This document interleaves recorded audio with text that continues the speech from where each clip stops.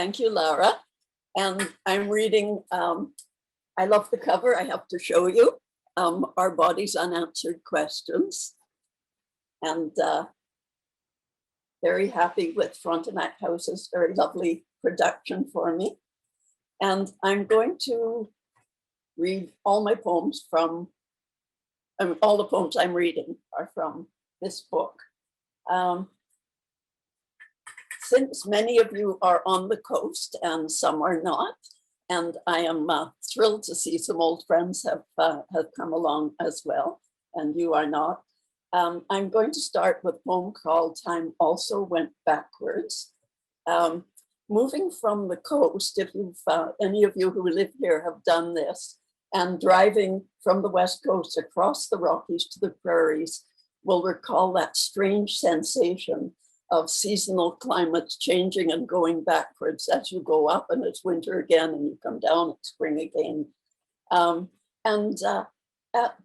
this stage of life, I do find myself reflecting a lot on time and its passing. And I think the pandemic has contributed to this, where we all forget what day and what week it is quite regularly. Time also went backwards. For years, drawn by the magnetic pull of contract teaching in the Kootenays and a lover on the plains, I swung west from the coast to cross 3 mountain ranges, crossed an ancient seabed flat with grain, and back again, a pendulum marking my seasons. Although time also went backward when I climbed from spring green farmlands through foothills, first buds on their winter branches, past the snow line, heaped and dirty on its verges, climbed into a silent white world, its Arctic blue shadows, then down into spring again. A metronome, the hours clicked on, kept pace with CBC's docs and weather reports, kept ahead of squalls and snow flurries as I crossed time zones, and long silences as I moved in and out of range, the frequencies infrequent, so I often missed the point of interviews and seldom knew how documentaries ended. A nomad following food sources, I tracked the best coffee houses, Salmon Arm, Golden, Field with its fossil-bearing overhang of Burgess Shale, Beacon's welcome as Inukjuks. The evenness of time, fatigue, boredom, erratically punctuated by disasters. Once, I left the coast before daylight, turned the radio off, and sang along with Leonard's CDs. Only coming down the old highway switchback into the Okanagan did I tune into a science fiction nightmare of plane attacks and crumbling buildings. It was 9/11, all the way to Lethbridge. I had no one to tell. Another trek coincided with Jack Layton's funeral. I'd liked Le Bon Jack and wept along with the bereaved and their careful accolades as I drove in and out of radio reception. It seemed disrespectful to stop for coffee, and I remembered all the other funerals, how when the time came to decant my mother's ashes in the churchyard, the canister lid jammed, how an unseemly tussle ensued, as though unscrewing a stuck mayonnaise jar. So when it finally came off, a cloud of ashes scattered like confetti.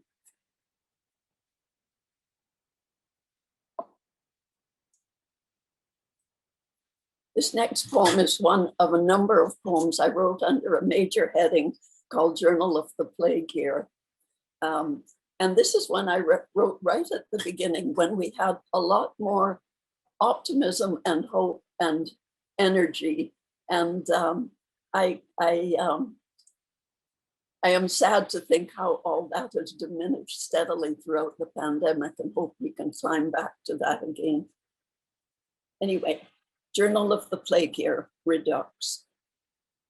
At first, we didn't notice the change much. From China Beach, we watched a whale breach, ate chopped egg sandwiches, read of quarantined cities in far countries, said, oh, those poor people, said to traveling friends, better come home. But they wanted to explore markets, souks, bazaars, wanted frisson of the exotic, amber chunked necklaces, wanted that ikat workshop.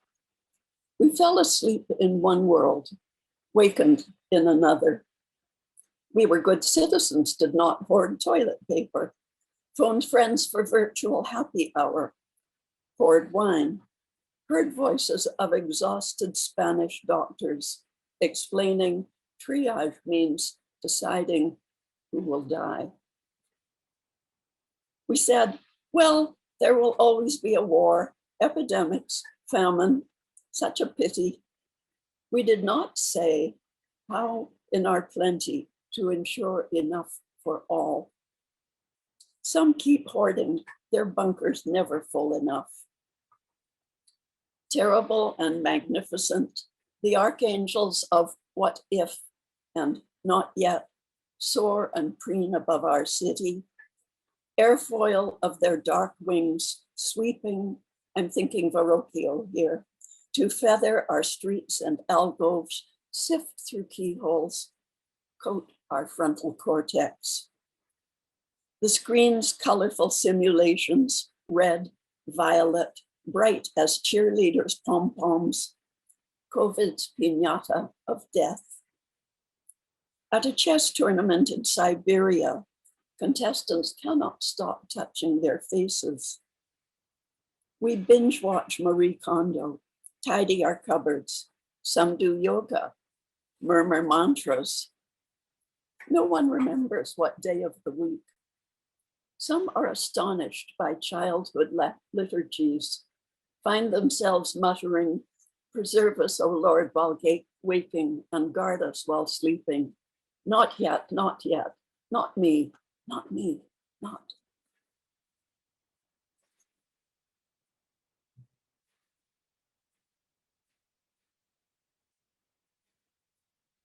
And on a smaller scale, sometimes the personal details one overhears in a crowded coffee shop have as many hauntingness, have as much haunting as a Greek tragedy.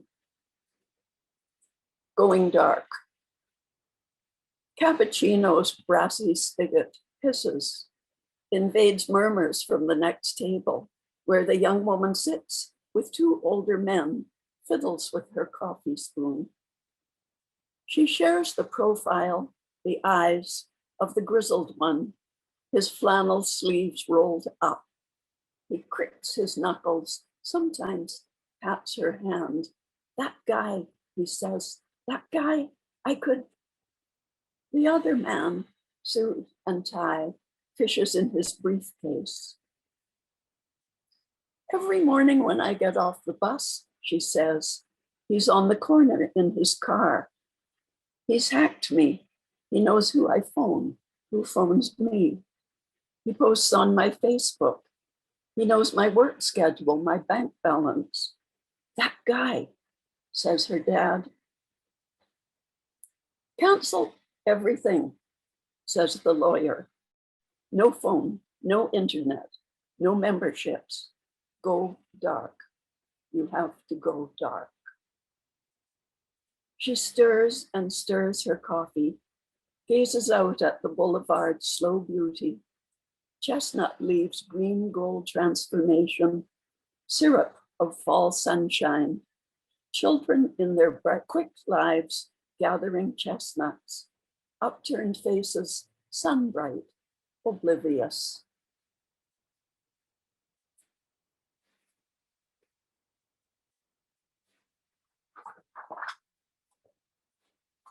I wrote this poem after the George Floyd murder, but given the mindless destruction in our own country in recent days, I think it's more relevant than ever to look to our own house and keep it in order. Our neighbor's house is on fire. and we're afraid it will spread. Bigger than our house, its upper rooms commodious. Vaulted windows survey grounds embroidered with magnolias.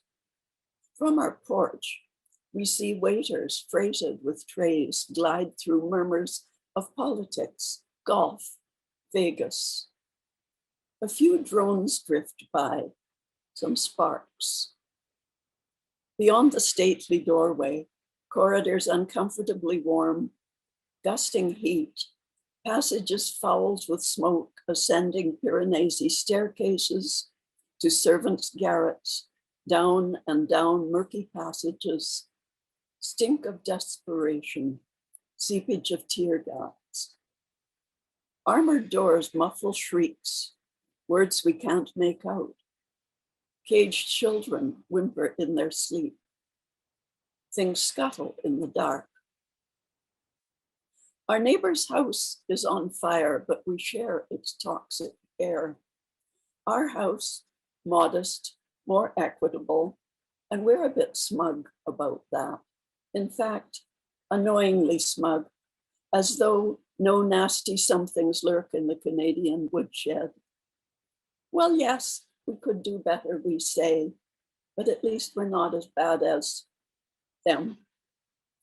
Our roof could catch fire anytime, but we share its toxic air. Our roof could catch fire anytime, but between penthouse and basement, two houses both alike in dignity, who never think of cellars, accustomed to suburban air, armed against aliens, don't think they're in danger, don't see the commons already in cinders. Their bunker is never full. They will never climb barricades, nor hear sobs of penned children, nor the knee of the law on the neck of the man who cries for his mother.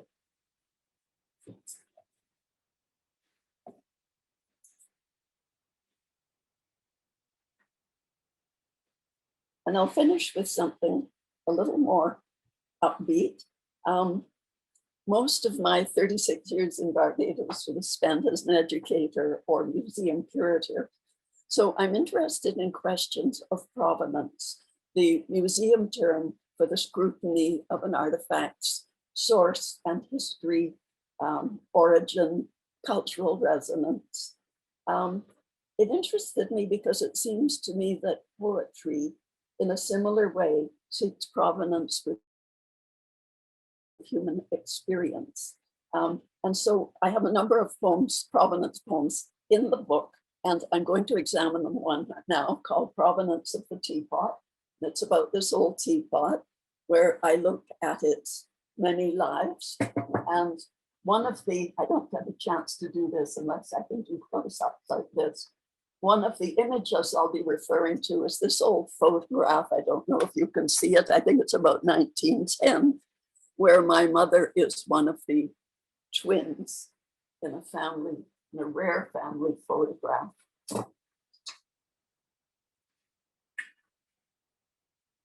So I look at the many lives of this teapot. Provenance of the teapot. 1.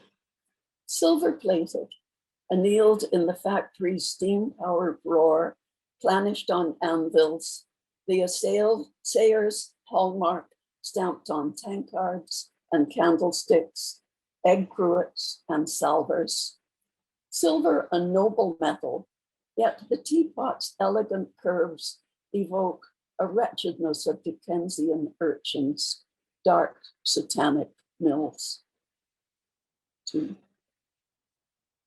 Homesteader grandparents. Despite Chinook skies, freezing nights, the child in her arms coughing his life away. Burying grief, they packed boots, mirrors, teapot, left his small body in the Cayley churchyard, fled to the western rim of the world. In the oval wooden frame, my 5-year-old mother with ringlets, pin-tucked frock, button boots, remembers dolly teas under the lilacs with Granny's silver teapot. Granddad, a manual laborer, and if asked, the children were to say, he works for the city. 4. Firelight in the calm room. Flames leap the teapot's curves, reflect grandmother's hands, their palsied tremor. 5. When I brought home my brown boyfriend, a brief silence spread before mother said, hello, dear, would you like a cup of tea? Caribbean years then, my life for 3 decades. Each harvest season, cane fields blazed into the night. Smell of burnt molasses and rat-a-tat of canes exploding. Cane fires burned themselves out. Then ash on my silver knickknacks, candlesticks, teapot. Smoky mornings we rose, our bodies stenciled the beds with cinders fine as dust, ghosts from the crime scene. 7. Glint of tarnished silver behind the cupboard's clutter, grandmother's teapot. At Christmas, I haul it out, polish it, fill it with holly. Thank you very much.